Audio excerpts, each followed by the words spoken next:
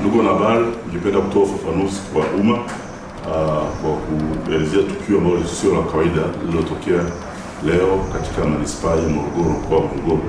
Kwamba sisi jeshi la polisi mkoa wa Morogoro tunafanya uchunguzi wa tukio la kifo cha Gideon Ebenezer Mbwambo mwenye umri wa miaka 34. Tukio hilo limetokea leo Januari 27 asubuhi katika nyumba ya kulala wageni maarufu kwa jina la Kisanga iliyopo mtaa wa Nguzo. Hii ni kata ya Mazimbu, manispaa ya Morogoro. Huyu marehemu alibainika kuwa amekufa baada ya michirizi ya damu na maji kutokeza nje ya mlango wa chumba namba 106 alichokuwa amepanga tangu siku ya jana 26 Januari mwaka huu.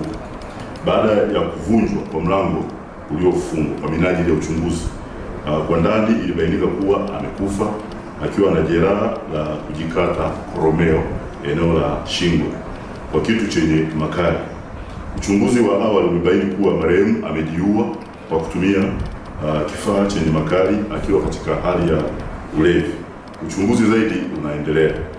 Jeshi la polisi linatoa wito kwa wamiliki wa nyumba za kulala wageni kufuata taratibu zote za kuwatambua wageni wanaolala katika nyumba hizo, ili inapotokea changamoto kama hii iwe ni rahisi kuweza kuwatambua, kuwabaini na kurahisisha kutambulika kwa mwili wa marehemu. Asante.